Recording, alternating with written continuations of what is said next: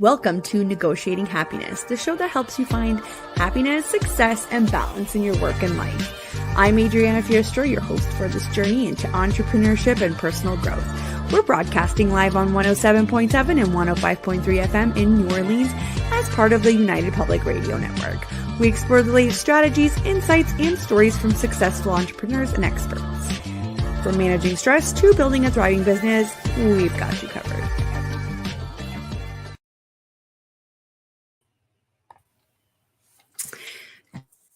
Good afternoon, everybody. This is Adriana Fierstro, and I'm your host for Negotiating Happiness. We are broadcasting live on the United Public Radio Network and UFO Paranormal Radio Network on 105.3 and 107.7 FM in the beautiful city of New Orleans. If you want to sit back and relax and watch us on TV, a lot of our shows are on there on Roku TV. Just type in UFO Paranormal. Good afternoon again. Please grab your lunch, your coffee, and join us. I am here today with the wonderful Sandra Lisi. Hello, Sandra. Hi there. How's it going? Good. I'm super excited to be here today with you and ready to dive in. Amazing. I'd like to do a quick intro because I want everybody to get to know your wonderful credentials and all of the amazing community work that you've done. And I want to talk about your book. I want to talk about everything. So let's do a quick intro here. Thank you so much for joining us. So as I mentioned, we will be discussing the nonprofit organization that you founded in 2021. We're going to be talking about your book, Namaslay. So I want people to know, who is Sandra? Sandra is a small business and leadership coach for women who want to convert their hobby into a business, expand their current business, and make an impact in their community, and be inspired by other like-minded women. She holds a notable career spanning across both private and public sectors in senior leadership roles for over 3 decades, and has filled her business tool belt with professional training, experience, and disciplines that she brings to her private practice and the We Network Canada. Community is important to Sandra, and through her nonprofit organization, the City Society, she continues to be actively involved in providing support to the women and children who have fled domestic abuse and are living in the Greater Toronto and Hamilton area women's shelters. She's also a 2022 best-selling published author. With an intro like that, how do you even start, Sandra? Yeah, we're done. Thank you so much. We can't top that. No, I want to know everything. When you hear someone else say it actually makes you stop and think, because so many times we underappreciate what we have accomplished.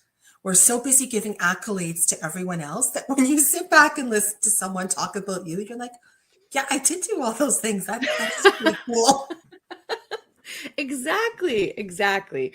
There is no way that you can't, admit that. And it's so funny because we're our own worst critics. So a lot of the times we're still not happy with what it is. But you're right. When you hear other people say it, you're like, oh, okay. All right. I can be okay with this, Absolutely.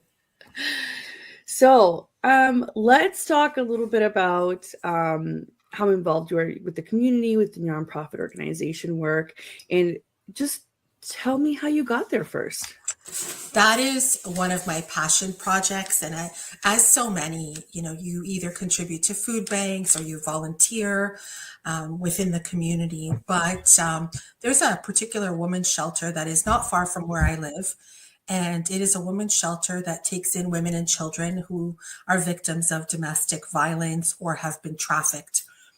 And early on in 2020, when all of the world started to change a little bit into the latter part, I stopped and really thought about how being in your home with your abuser, locked in, would really impact the level of domestic violence that was happening already. And, for the rest of us, being locked in your home with people you love and actually like was challenging at times. So I couldn't imagine being locked in your home where, the spousal abuse is taking place and then people were losing their jobs and just the amount of violence increased. But there wasn't that detachment where someone left the home to go to work, etc. So the shelter started to see an increased number of crisis calls. And I thought, it's just really a terrible time. And it was coming up to February of 2021. And I reached out to the shelter in my area and I said, how can I help you? And they have an on-site food bank that not only do they use for the residents that live in the shelter, but they also support women and children that have left the shelter and now are in an aftercare program. And this particular shelter supports over 400 people that have moved out and are now, rebuilding their life, but they're still using the supports of the shelter. And they said our food bank is completely dry.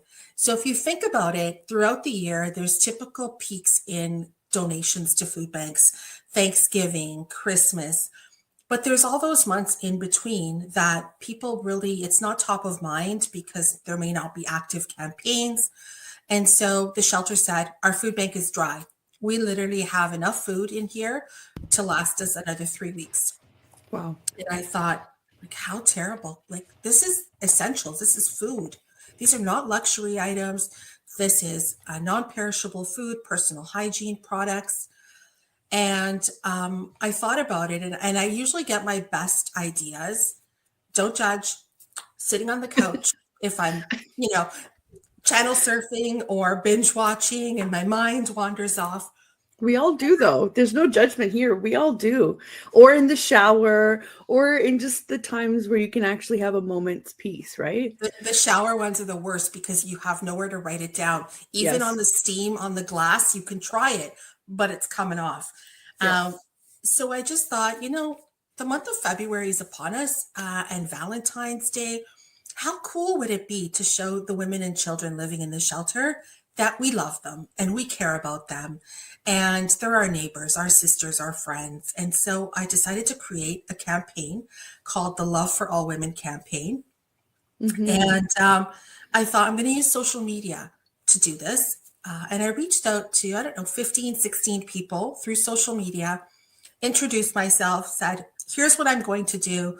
I need your help.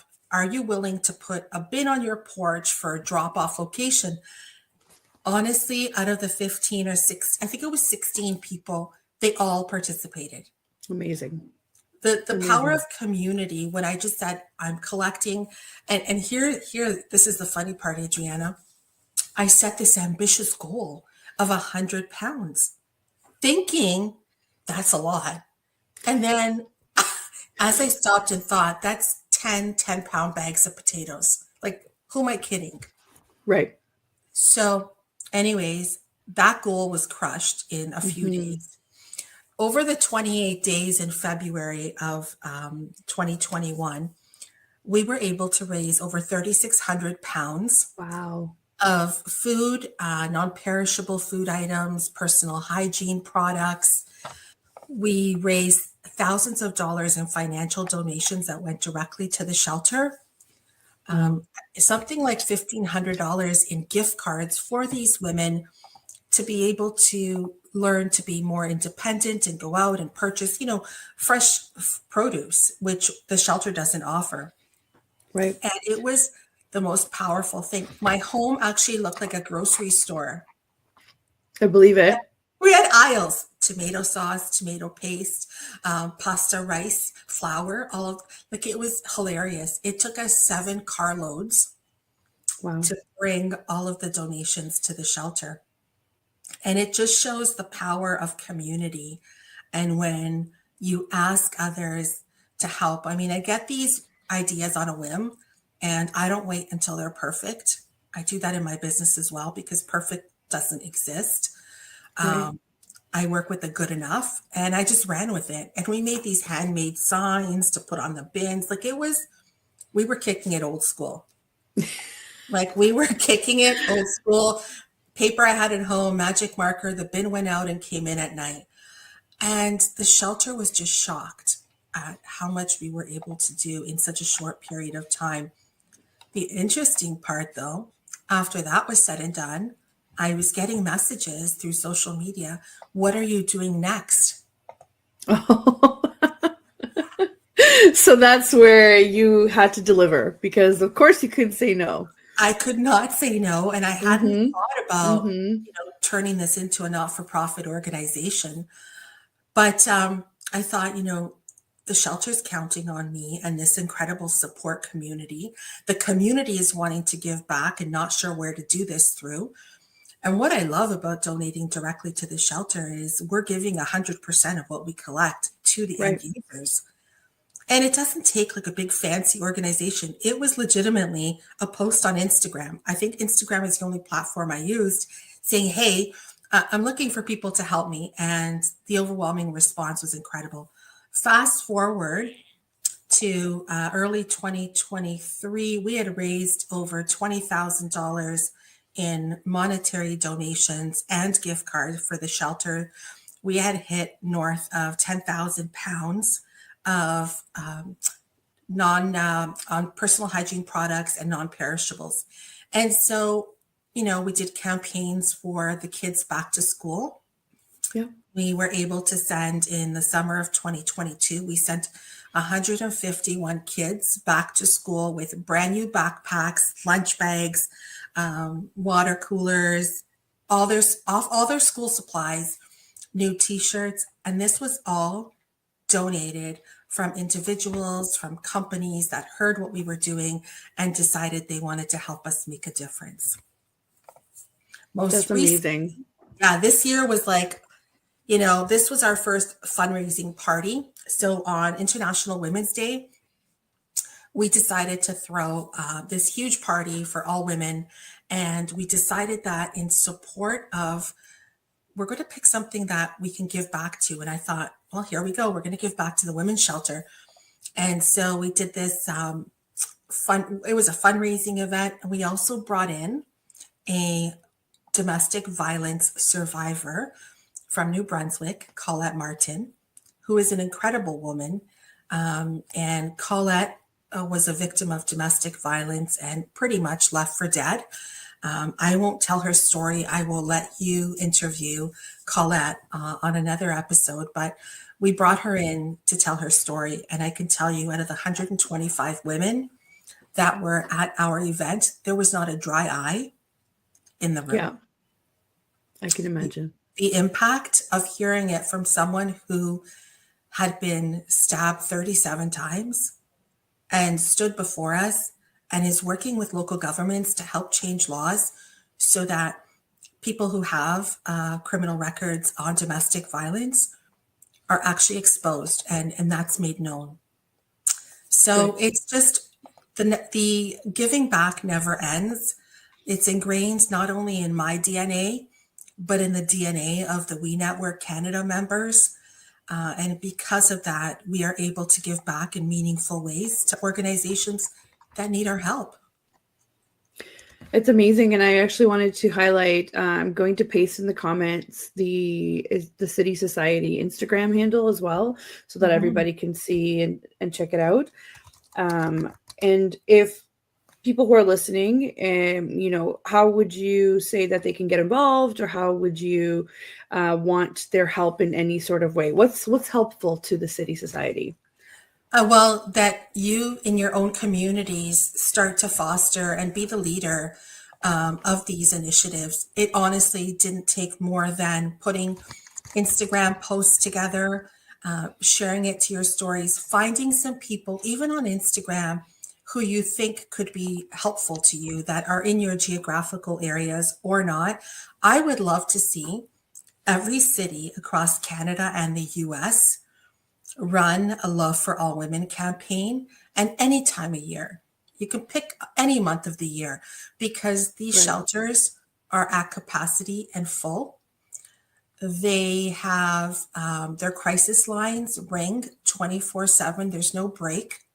Domestic violence doesn't rest. If anything, we are all hearing the increase. So if people are interested in learning how I started this, they can send me a DM either at the We Network Canada or at the City Society on Instagram. And I'm happy to connect and share how I started and anything that I can do to help them within their community. So I'll issue a challenge to everyone. Today is Earth Day. and it's April the 22nd. I challenge everyone listening to give some thought. And, if there are other shelters in your area or there are crisis centers, that you reach out and ask how you can help and start your own 30-day campaign. And, collectively, I'd love to see us get to, 500,000 pounds of food and non-perishable and personal hygiene products throughout all of North America. So that's my shout out to everyone. That would be amazing. Can you imagine? And I first. love it. Yes, I would love it. I would love it if that happened. And it's such a good point to make that, domestic violence doesn't end, homelessness, hunger doesn't end with December or with, October, November, depending on your Thanksgiving, when your Thanksgiving is. We need to be doing this all year round. And I'm also guilty of it. I tend to always think about those things around the holidays when really we should be thinking about them all the time. So, and it's especially hard now too, because the prices of everything have gone up. I don't understand how people are living. If I'm struggling, how is everybody else doing? Like, you know what I mean? Like I never had to do certain things before, right? And I mean, let's go down to couponing. I mean, when I was on mat leave or whatever else, when money was tight, for sure, couponing was a thing, but I was still able to get what I needed to get. And these days, it's like, how is everybody doing? How is everybody making it out there? So I can't imagine what the shelters are going through right now. So that would be amazing if people wanted to join us on a challenge. I can gather things. I can get involved. Just let me know who else is in and we'll do it. That's fantastic. Another way, because when we think about non-perishables, there are healthy options as well, but there are foods that have tons of preserves in them. And they may not be the healthiest of choices. Another option is if you're at your local grocery store and you purchase a gift card. Whatever amount you can afford to donate, you purchase a gift card and you drop it off at your local shelter. And that will allow them to distribute it to families that use their services, and they can go buy the fresh fruit and vegetables that they not necessarily would get from a shelter food bank. They would get those at a local food bank, but if they're relying on the shelter, for example, they may not get those fresh items. So a gift card is always, and you can buy it specifically for the grocery store in your town, in your city, and give back that way if you don't have time to do a campaign or you want to do a financial donation. If you don't go out for lunch one day a week, so, the average lunch out would be $15, let's say. At least, right? I'm being conservative. I'm not doing the fancy lunch. But even a drive-through these days is costing a fortune. Let's not go there because not that I should be going to drive-throughs, however. Same. But that at the end of the month, that's $60 that you saved from bringing your own lunch that you now have been able to put food on someone else's table. Yeah. I also want to say that I am part of this subscription that comes from local farms, and I get a box of vegetables and fruit for $20. It could be weekly, it could be bi-weekly. It is amazing the amount of food that comes in. So if you wanted to get involved that way to make sure that somebody else is getting this, like you're donating a subscription to that would be amazing too. And that would totally support local farms, local produce that would otherwise maybe go to waste. And it's usually produce that's not pretty enough to go into the grocery stores. Not that it's not good enough. I can vouch. We get everything and it's amazing. And I keep looking at it. I would have bought this stuff at the grocery store anyway. Right. So that's also another option. The gift card, I think, is a great idea because it gives people the choice and you always want to have more of that. Right. But that's another option to support local, is see if you can talk to one of the subscriptions around your local farms. They do deliveries too. They deliver it right to your door. It's amazing. That is amazing. So I wasn't aware that there was that option because you could sponsor a family. Yes, exactly. And you can pick the frequency or, again, whatever you can afford, or if you're going in with a group or if you have an organization, you can definitely distribute the money out that way. So then you know that they're getting healthy options. And I mean, the small box is a big box. Like That's yeah. You know, Yeah. Adriana, what the world has been through in the last 5 years, call it, there's so much hatred and there's so much negativity, and the kindness has kind of gone out the window because everyone's Right. dealing with their own stressors and they have Right. their own challenges and their own frustrations. It is hard for everyone. Yeah. But I find that being kind to someone, even, when you're just out and about and you're interacting with people. I was traveling on business last week and I checked into the hotel and, was greeted very welcoming greeting. And I asked the person checking me in, how are you doing? How was your day? And they Mm-hmm. were almost taken aback that I asked them, like genuinely asked them how their day was. And that means so much because we never know what battle someone is fighting. We never know what goes on in their homes. And we don't know if they are going to work hungry, going to school hungry. So as you can see, I'm super passionate about this. Yeah. I love it. And also, one last thing on the shelters, we oftentimes forget kids eat so much. Kids are always hungry, Yeah. and the summer break is coming up, which means that they will be going through a lot more food than they may be going through during the week when they were in school. So my other ask is to reach out to your local shelters or support centers to ask, how you can help, because it come the end of June, they're in a desperate need for kids snacks in particular. So that is something that is really popping out and has every June. The shelters need extra food because kids are extra hungry in the summer. I totally get that. It's funny. I was having this conversation with another mom, and they said the same thing. It's like, oh my God, every 5 minutes, it's like, can I have a snack? Can I have a snack? What do you do at school when you can't have a snack every 5 minutes, right? But it's just the nature of it, right? So Yeah. that So is can a you very imagine? good point. Yeah, having your children home and asking for a snack and essentially having empty cupboards. That's Right. heartbreaking to I me. know it is. It is, especially when, the kids need to be protected. Kids need to be, I can't even, just thinking about it, it's making me very emotional because I picture my child and he's 3, right? I picture his sweet little face in this situation and it just breaks me because if I didn't have anything in my cupboards, I don't know what I would do. What do you do? Right? You have to go to with your local resources and maybe some of us are more privileged than others because we live in areas where those things are more accessible. So if you are in that kind of a situation, reach out to people. People will help you. I know that there's a lot of negativity in the world, but if I can help somebody like that with something, so but like it's a basic necessity, I will. So there are a ton of people out there who are willing to give a hand or volunteer their time or doing pickups, drop-offs, or actually just buying you a meal. Don't just make friends, say something, Yeah. we want to And help. if anyone watching this episode or listening to us live, if you are a victim and you don't know where to turn, you can even go into your local hospital.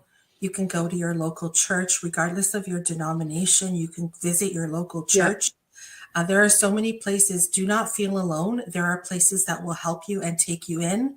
And if you know people that are victims, then you can also help them by providing those resources that they may not be aware of, or if they need to drive somewhere, like it's as simple as that. That's right. That's right. Well, I'm so happy that we got to talk a bit about what you call a passion project, but I think it's such a necessary type of work that we need to do in our communities. I'm so happy to have heard a little bit about it. So if anybody else wants to keep up with Sandra and her events and what the City Society is doing, I have posted the Instagram account in the comments. Even if you're listening to this later, go ahead on one of our social networks and you'll see it pop up in there.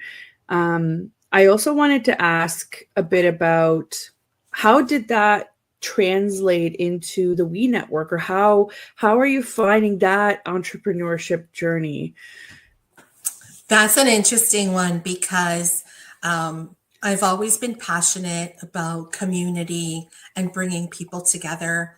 And in particular, the underdog, the women that have gone unnoticed, the women who haven't been born into privilege, the women that, have tried so hard to make it and seem to be struggling. Back in 2018, I decided to open the City Society. And people ask me why I spell city with an S. The legit reason is city with a C was already taken. And then it was a play on my name. So Sandra in the City. Yeah. .com is my website.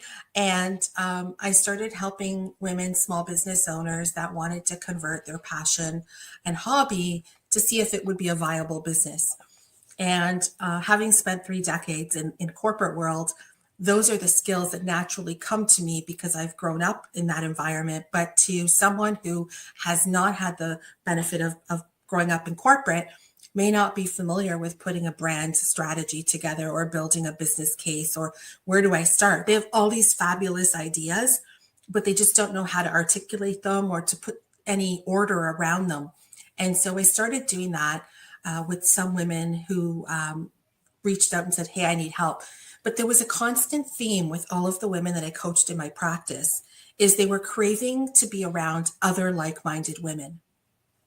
And so once 2020 hit and things changed in the world, I had to pivot how I was operating. And I was working virtually with my clients, but they wanted this craving, this community. And I thought, how could I bring people together without risking anything? So I decided to create a virtual book club. And we created a book a month. I would pick either personal or professional development books. And again, through social media, I would just say, hey, I'm running a book club. All you have to do is buy your own book. We're going to have Zoom sessions. And it was on Monday nights at 8 p.m. Once kids had been fed, bathed, and put to bed, that women came together and talked about the chapters that they had read. And I purposely selected personal and professional development because that's what I had been hearing from women. So these Monday night book clubs became like a party in themselves. From like, I believe that. People were like, you gave Mondays a whole fresh meaning. And that was amazing. So every Monday night we'd run for 4 weeks. Whenever we missed a Monday night or when a book ended and there was a lull in between, I was getting text messages like, I'm so lonely. I miss Monday nights. What are we reading next? This book club, on average, there were about 15 women each month that were part of this book club. And from there, again, it was so obvious that people wanted a sense of community. They wanted to be part of something. And coming out of that whole era that we went through with the pandemic, I thought I've always wanted to start something like this. And I kept thinking about it. And I said, you know what? I'm not waiting anymore. I'm not waiting until anything's perfect. I'm going to do it. And I decided at the end of 2022, I'm doing it next year. I don't know what it's going to look like, but I'm doing it. And I'm going to do it big.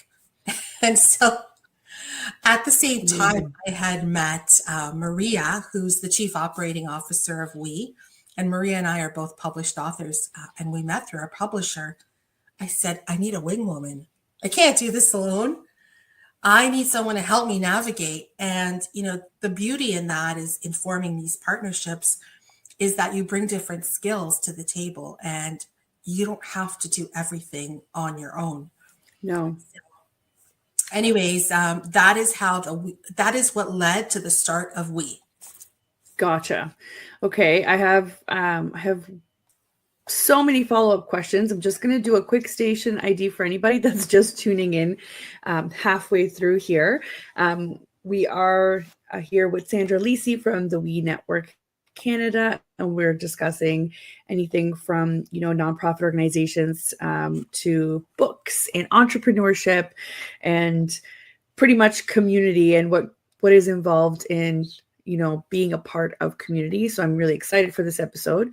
And we are here on the United Public Radio Network and UFO Paranormal Radio Network at 105.3 and 107.7 FM in New Orleans. And we're also streaming on all popular platforms. Hoping if you guys are just tuning in now that you're going to go in and listen to the episode on anywhere you want to do it, iTunes, SoundCloud, whatever works for us. So you had just finished telling me about how you had started the We Network and how Maria came in. We're actually going to have Maria on in a couple of episodes as well. I found you guys on Instagram, so I'm super, thankful that I did, because it is a really genuine, genuine community of women. And it is true, at some point in, our entrepreneurship life, we crave to be with other genuine women or to have those connections, just because I talk about this all the time. Other entrepreneurs just understand your struggles just a little bit better, no matter how much of a great support system you have with your family and friends. They're amazing, but sometimes you just need somebody else that's in the trenches with you to understand. So I'm super thankful that I found your group, Sandra. And every time I open this group chat, I either learn something new or I see new faces that I've never seen before, and it makes me want to go, oh, hey, what do you do? So it's doing its job of getting us all connected. And I have to say, I did attend one of your events in person as well, not just on Zoom or Google Meet or whatever. And it was at your house, and it was wonderful. It was for around Christmas time. And I just remember driving, and if anybody else knows, like, I work from home. This is my cave, right? So actually leaving my house is exciting, but also nerve-wracking sometimes, because I knew I was going to walk in there and I didn't know anybody. And I have to say, within the first 5 minutes, it was kind of like, this feels so natural. So that was super welcoming. And then, thanks for having us in your home. It was lovely. So that's my experience with the We Network. And I'm sure there's tons more. I know you do a lot of events at stores or small businesses that are opening up their spaces to people. So that could be kind of interesting. And can you give me like an area? I know it's Vaughan, Toronto. Sure. Yeah. Yeah. So I'm just going to thank you for that, Adriana, because it's so important that we get feedback. Mm-hmm. And mm-hmm. I have chills because I wanted to do that. Yeah.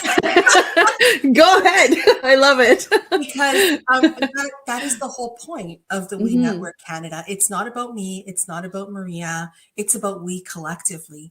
And we have zero tolerance for bullying. We have zero tolerance for disrespect. And we set those rules very clearly at the beginning of anyone's membership with us. And so to date, we have 70 women, all small business owners across Ontario. We go as far east currently as Bowmanville, north to Simcoe County, and as far west as Kitchener, Waterloo, Cambridge, and Hamilton is where we go as far to. But we really accept women from all areas. And people, we do have in-person monthly meetups. So the last Wednesday of every month. And to your point, we try to host our monthly meetups in our members' spaces. So we're bringing the community to you. If people do have a space, if people don't, we do have a space that's been provided to us. But there's one thing about making virtual connections, but there's a whole other groove when you get to meet people in person. And these women, they hug each other like they're long lost cousins that they liked. Yes. That they liked. Very important distinction. Right? Very important distinction, yeah. Yeah, no kidding, because, you kind of see those family members. That's a whole other episode. But these women come together and they have essentially the very same entrepreneurial DNA. But above that, above your title, above what type of business you have, we're human beings. And the connections that we have seen created in this community, that women rally together, they support one another, they collaborate. So not to spoil it, but spoiler alert, tomorrow we are launching our very first Mother's Day gift guide. So if Ooh. you follow any of the major brands and the Macy's of the world, every time there is a holiday or an event, they have a gift guide catalog that comes out. Yes. So we are Yes. producing, and it goes live tomorrow night, our very own, the We Network Canada Mother's Day gift guide. And so this is where we bring all the women together, and they get to feature 1, 2, or 3 of their products or services in this gift guide. The number of collaborations and events that have been done together, people are running workshops together, is incredible. Maria and I sit back and it makes our hearts smile. Like, you've met so many people. You just recently did a big event where you stepped out of your comfort zone, and that was what we wanted to see. We want people to connect with one another and build these amazing, amazing relationships based on Yeah. authenticity and respect. Yes, that was thank you for mentioning that. I'm just late to the party posting about it, but it was such a great event, and a lot of the ladies that were part of it were part of the Wheat Network. You guys were there as vendors as well. It was lovely to see everybody and how dedicated everybody was, because people took time out of their busy lives to make this happen. You know, same thing for a charity event. It was great.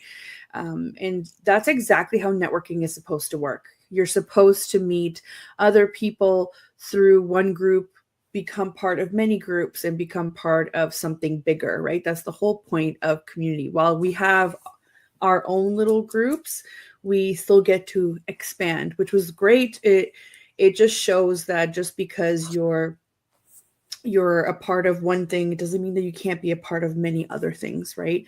So you guys are definitely working overtime to make sure that we're getting the connections in, which is super appreciated from any networking group. And if I can give any entrepreneur any piece of advice, is I've seen really viable businesses with necessary services fail because they don't network.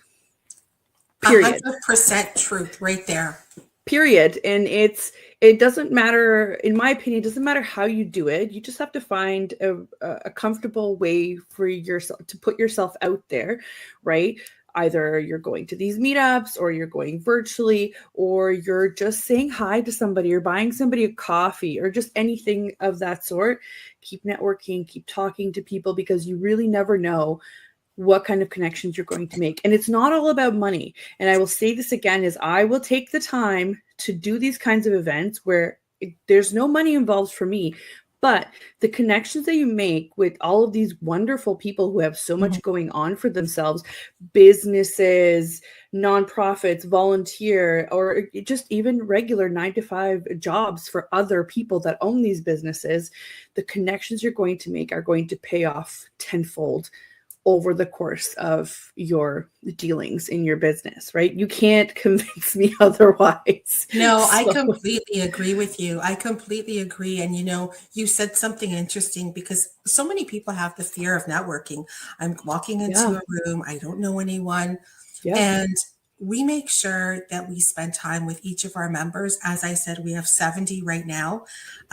There are women that joined us on day one, which we started this March 2023, and they're still with us. They have found their voice. We create a safe space for people to practice going live, for example. We have a couple of our members that have never done an Instagram live, because it's like the fear in them is just crippling. And so we go to their business location and we stand behind the camera and we cheer them on and we help them with their live. That is what it's all about, is being of service to others. One of the other key things as well is I've incorporated my coaching practice into We. So our members not only come to our monthly meetups that are in person, but twice a month we do business and social media training. And you facilitated a session at the end of 23 Yeah. for our members, so they can learn new skills, new techniques. They can learn how to use Canva. They can learn how to, create Instagram reels and hashtags, all that funky stuff that you need to understand to run your business. And most times especially in your infancy stage of your business, you're a solopreneur. You are marketing, accounting, finance. It's overwhelming. It's overwhelming, 100%. And All those things. it's intimidating also. So I deal a lot with different tech, right? So to your point, it is overwhelming to see that the moment you just got comfortable with one platform, 10 others have popped up.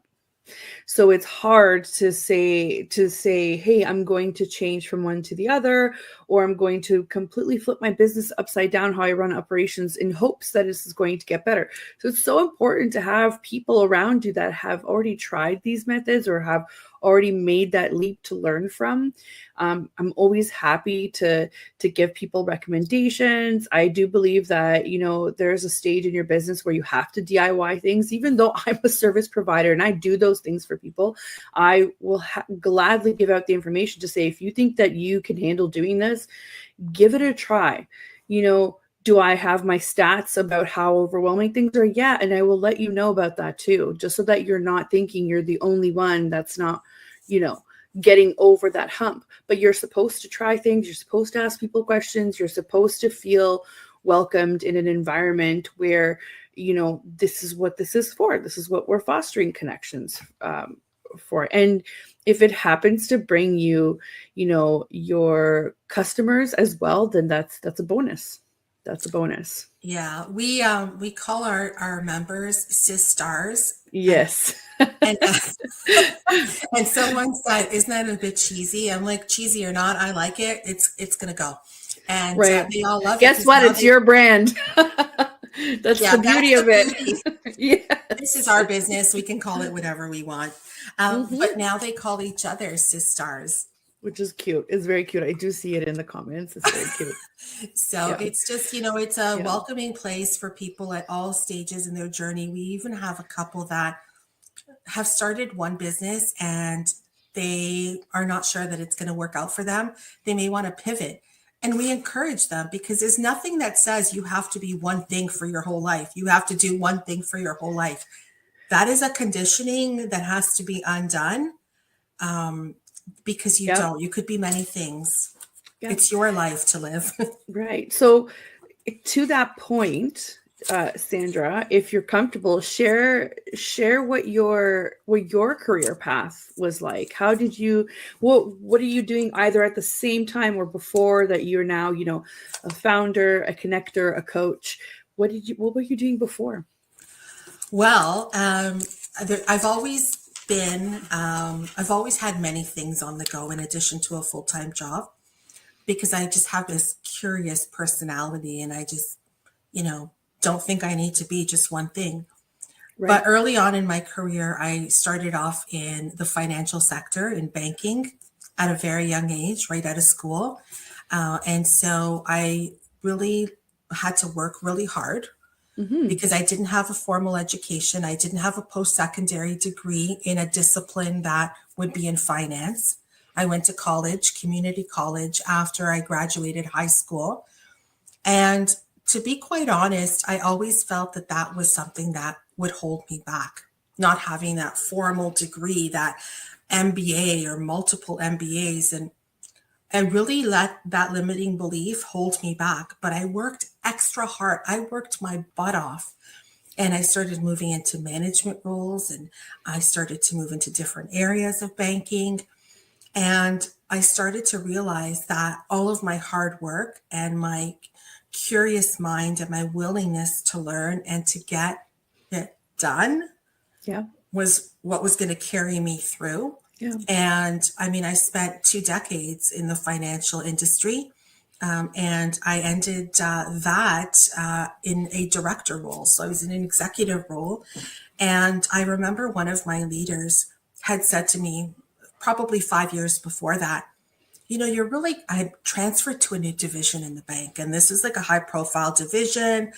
Everyone had umpteen degrees, and here comes little old me with all my experience, but I didn't have those formal credentials. Like, I just had my name and my signature line. I didn't have like the A, B, C, D, E, F, G kind of thing. Yeah. But it was a limiting belief that I had, that I needed to have that to be good enough. And I I worked for an amazing mentor, and he said to me, "Why are you so quiet in meetings?" And I said, "Well, I don't want to speak just to have my voice heard, because you know that there's one in every meeting that just needs to repeat what everybody else is saying." Yep. Yep.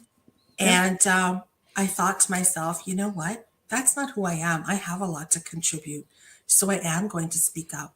And it was the next meeting we had as a large unit. It was so scary, but I just sat up straight in my chair and Yeah. added my 2 cents and Yeah. kind of gave myself a little high five. And that was the start of the unstoppable.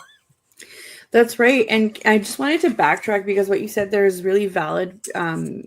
This limiting belief had to have started somewhere. And it's because people tell us these things, right? I remember being in school and being told, go ahead, go to university, get your degree. You're going to have a great job. You're going to be able to pay your university, loans right back. That's not how real life works, unfortunately. And while I'm very thankful for the fact that I do have this higher education, it's not in anything to do with small business or tech or anything of that sort either. And we need to stop telling kids that they need to go through these hoops in order to become something that they want to become, or something quote unquote good or better. Do I think that education is important? 100%. But we need to let them figure out which path they want to take, because I hear the story a lot of, I didn't think I could do it because I didn't have the proper credentials. And I don't think people realize, but at the end of the day, these proper credentials are also determined by your peers or by people who just happen to be in those roles, right? There is not some divine rule book of you have to have XYZ degrees in order to do XYZ. That doesn't happen. It's usually, unless you're in a regulated profession like law, medicine or anything else. But if you are in this entrepreneurial journey, especially because that's what we're usually catering to at this point, right? Then try things. Stop listening to people of when they start a sentence with, no, you can't do that because, right? And instead flip it around and say, if I had that, I could do this, but also I have this. So what else can I do? It's so important to break those limiting beliefs, because like you said, even with those, you were able to break free and get to a point where you're like, hey, I know what I'm talking about, right? But imagine if you could have done that earlier. That's that's the whole thing, Adriana, is, Yeah. and I'm first generation Canadian. Mm-hmm. And my parents came to this country for a better future, as many immigrant For families sure. moved to the promised land so that their children could have a better life, a better education, live in a country that has so much potential. But at the same time, that also suffocates people with the expectation that we made all these sacrifices for our children to have Right. a better life. And what do you mean you don't want to go to university? What do you Right. mean you want to become Right. a business? You want to open a business? Risky. Risk. Ooh, Oh, yes. I like the am flashes, familiar. right? Very familiar. We're on the same page about that for sure. I also we're getting near the end, but I really want to hear about your book, Namaslay. Please tell me all about Yes. it. Well, this is perfect segue into Namaslay, because it does talk about my professional journey and my challenges, and also the limiting beliefs that I had of myself that held me back from being where I am today, and living in my true purpose and living by my rules and my way. And so Namaslay, it's a compilation with, I believe it's 11 or 12 other writers. And my chapter is about my career journey, but also with some challenging personal issues I faced throughout that. Because, people will tell you all the great things that happened, but they'll leave out all of the nasty. Well, you get the nasty with mine too, because I figure if I'm going to write authentically, I need to write the whole story and not just what I think people want to hear.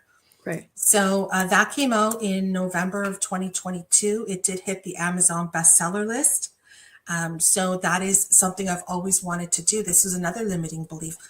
I wanted to go to school and become a journalist, and I didn't get into the journalism programs at any school. So I'm like, okay, I'll go to college because that would satisfy the expectation of me, right? Yes. Yes. So I finally got to check that off my bucket list. And it was such an amazing experience to write that I encourage everyone, if you're not comfortable writing on your own, you could write with others and do it as a compilation. And it's such an empowering and liberating experience. Amazing. Amazing. So if we were to go on Amazon, we'd find it there, correct? Yes, Namaslay. It's a purple cover. I don't have one handy, but it's purple and it says Namaslay. Let's see if we can pop a link in here. So my last question usually for my guests is, what fuels Sandra? Not Sandra the mom or Sandra the wife or Sandra the daughter or Sandra the entrepreneur. I want to know, what kind of things do you do to kind of fuel your fire and kind of, restore some of that energy that you keep putting out there? And I usually get to hear about amazing things that people are into, if it's either travel or golf or working out. I don't know. I want to hear it. I want to hear what makes you happy. Well, funny enough, I'm not a very athletic person. And so somebody asked me once if I like to run. And my answer was, if there's a good sale at the end of that run, I'm running. But that's the truth. I'm not an outdoorsy person. I like it. I don't like bugs. But what does fuel me is spending time with my family. I'm a huge family. I'm very family oriented and a huge believer in community, even within the family. I love to read and I love to sit in quietness and just collect my thoughts. Meditation, you would think, like, my mind goes 24/7, like it doesn't stop. Of course. Right? It's like ping pong. So I have to literally close my eyes and pretend that I'm just hitting away these balls coming at me so that I can quiet my mind. But I love to vacation, and I have an addiction with the ocean and beaches. Oh. And so wherever I am, I have to find water and touch the water. I feel it just so powerful. It just cleanses you. You're speaking my language now, because that's my happy place.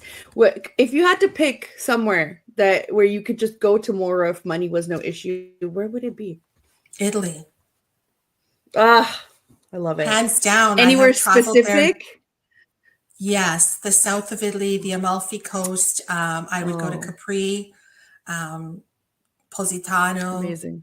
That whole coast. Yes. And I would just, even to Sicily and to Calabria, the water and the food and everything about Italy.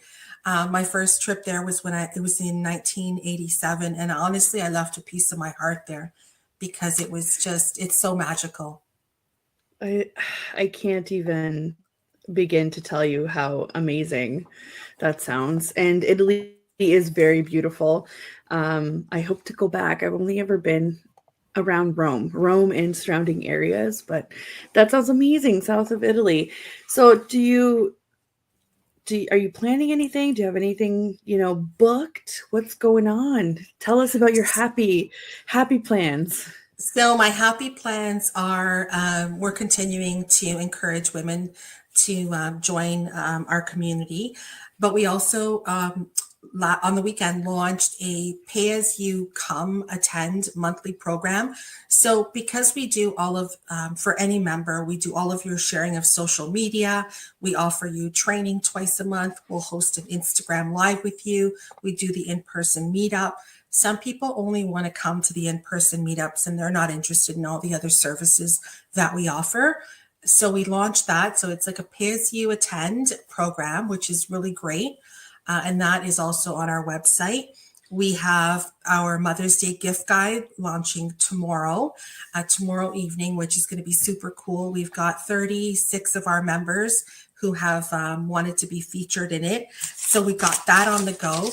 And this summer, we will definitely be doing a back to school program for the kids living in the shelter system. So we can get them new pens, new pencils, new backpacks, and all the things to set them up for success for September. I definitely want to be a part of that. So you need to let me know, and we'll make it happen. Yes. This is amazing. I loved learning so much more about you, and I feel like we could go on for forever. So I think you need to come back in a couple of months or right before September, and then we can talk about the back to school program. I would love to do that. So thank you so much for coming on, Sandra, and thank you for letting us learn from your journey. And thank you for allowing me a platform to share on these important topics. And I encourage, the challenge still stands for everyone to go out and help your local women's shelter or men's shelter. I encourage everyone to do that. And I look forward to coming back and speaking with you again. Amazing. Thank you so much, everybody that tuned in. Thank you for your comments. I see you guys on Instagram as well here. It's a little bit separate from this board over here. But if you guys have any questions, feel free to reach out. I've posted all the links if you wanted to get in touch with Sandra or any of her organizations, and I've posted them in the comments. Or let me know. Feel free to reach out and I will put you in contact. So thank you to the United Public Radio Network and UFO Paranormal Radio Network for giving us this platform to talk about these important issues and for me to be able to share all of these lovely stories of my guests. And tune in next week. We have another guest. And again, I can't say thank you enough. Have a great week, everybody. And hope to see you next week. Thank you, Adriana. Thanks, everyone, for watching. Have a good week.